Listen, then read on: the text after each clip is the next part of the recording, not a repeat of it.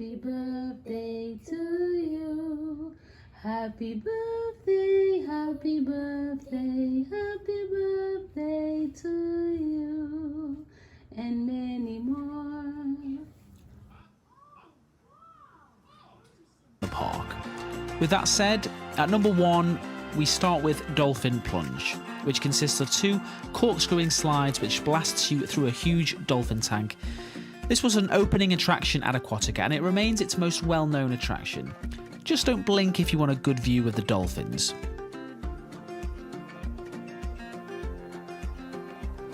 At number 2 we have Wanu Way, which is a double inner tube slide. Each tube has its own unique path, but all feature curves, drops and dark tunnels.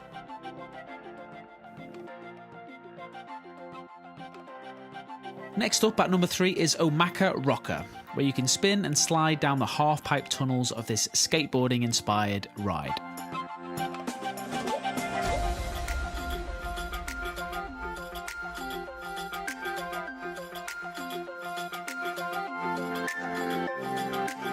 At number 4 we have Carry Carry Curl, which is Aquatica's most recent attraction.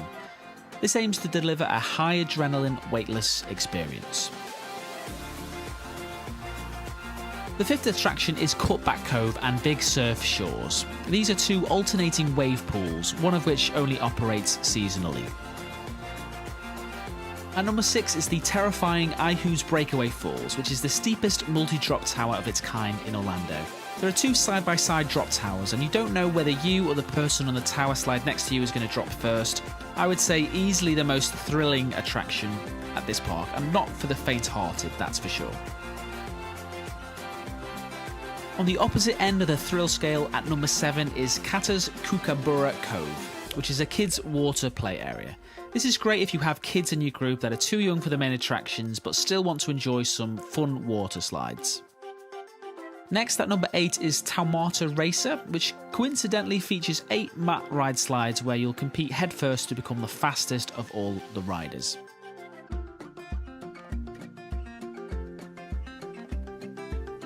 At 9 is Walkabout Waters, which is a kids' splash zone and playground bursting with colour and excitement. If you have young toddlers in your group, you will likely be spending a lot of time at this attraction.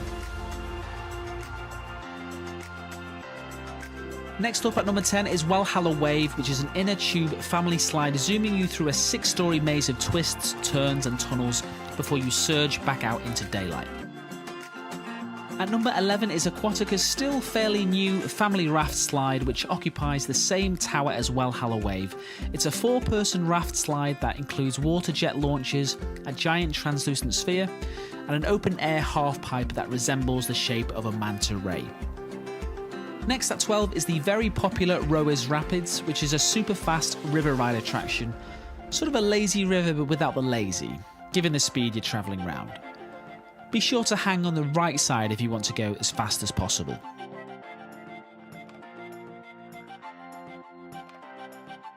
The last attraction at number 13 is Tassie's Twisters and Loggerhead Lane. The Loggerhead Lane part is a lazy river, and from this you'll make your way to the island in the centre and climb to the tower where you'll find the Tassie's Twisters ride. Once you're at the top, you'll be blasted into a giant bowl before being thrown out back into the lazy river, where you'll be taken to a tropical fish tank hidden behind a waterfall.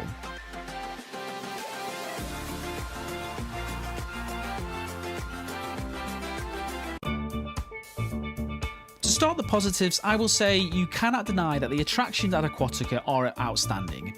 As outlined in the previous section, there's a great variety of different water slide attractions that will appeal to all ages. Surprisingly, the attraction that gets the most attention in positive reviews was Rowers Rapids. This could be because it's something that pretty much everyone in the family can enjoy. Whilst there's a lot of debate online, it seems that more people than not prefer the fast river at Aquatica when compared to Volcano Bay. This is despite Volcano Bay's fast river having extra special effects like tidal waves and bubbles, etc. Aquatica is said by most guests to be very clean and has a picturesque tropical theme that is very well received, with beautiful lush landscaping.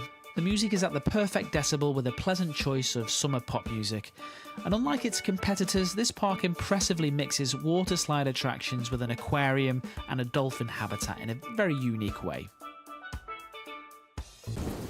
So I talked about how great the ticket admission is, but unfortunately there is very little in terms of good value beyond the point of clicking online to purchase your tickets. When you arrive in the entrance, you'll see signs advising you of its $25 parking charge. If you show up on the day without a ticket, you'll pay 40% more. When you get inside the park, you'll want to find a locker, and I'm afraid to say this is going to cost you $15 for a small locker and $20 for a large locker. At this point, you're already at least $35 down before you've even got into your swimsuit. I should say for balance that the charges for parking and lockers are pretty much the same for the other main water parks in Orlando and Disney, but nevertheless it's got to be covered in this section. If you want to grab some food, the options are not fantastic at Aquatica. Pretty poor value, it has to be said. You rarely expect great food at a theme park, and Aquatica's offerings are not in danger of changing your perception on this. But again, there isn't much difference in comparison to the other water parks in Orlando. Another source of complaints that I saw on TripAdvisor was just how busy it can get at Aquatica. And I did a deep dive into these reviews, and the worst month to visit, it seems, by a surprisingly significant margin, was June. A huge amount of 1-star reviews for this month, but I did only check for 2019, I should note. It probably won't be a revelation to many of you to learn that the summer months are to be avoided at the water parks in Orlando. You won't get on as many rides as you would in spring or autumn. What doesn't help here is that there aren't signs to tell you how long a queue is going to take. Also, the parking and the traffic when you try to leave the car park can be an absolute nightmare on particular busy days in the summer. If you can't avoid travelling in the summer, and obviously a lot of people will be in that boat, I do have some really good tips to compensate for this towards the end of the video. Since Aquatica opened, Dolphin Plunge is generally the most anticipated attraction for first-time guests, and the problem with this is that the attraction is a bit anticlimactic. In the promotional videos, they show people majestically sliding through the dolphin tank in a transparent slide in slow motion, but in reality, you slide through so quickly that it's pretty impossible to make any meaningful observation of the dolphins. I mean, I feel a bit silly for expecting more, but like a lot of other guests, you do just feel a little bit shortchanged on this attraction. Given that it's usually the first attraction that people go on, with it being so near to the park entrance, it doesn't really start the day off in the best way. There's a couple of areas where people have commented on Volcano Bay doing things a bit better, and to be fair, with Aquatica being much cheaper, you should expect that. At Volcano Bay, they figured out that one of the big annoyances at a water park is carrying the rafts up a big flight of stairs. So they have a lift system that carries the rafts for you, whereas at Aquatica, you don't have this option. Another thing that some guests mentioned about Volcano Bay was the Tapu Tapu wearable device that alerts you when it's your turn to go on one of the busier slides as a way to manage queues. This system is actually not for everyone, it's not perfect, but there were those who travelled to Aquatica after they'd been to Volcano Bay that noted the absence of this system. The food policy at Aquatica, ever since I can remember, is very frustrating for those looking to save money. So you can only bring in small snacks and baby food. I remember back in 2013 I had to throw away a big bag of Doritos, and amusingly... So before I get into the tips for this attraction, I'm going to summarise my review very briefly. Aquatica doesn't quite compete with Volcano Bay when it comes to the thrill rides, and it certainly doesn't feel as modern. But as much as I love Volcano Bay, it does give the sort of feeling of a Las Vegas hotel resort in places, which is not for everyone. Whereas Aquatica, in my probably controversial opinion, has a slightly better family vibe around the park. So if that's what you're seeking, I would say it's definitely worth a trip to Aquatica. The fact that it's $30 cheaper certainly helps.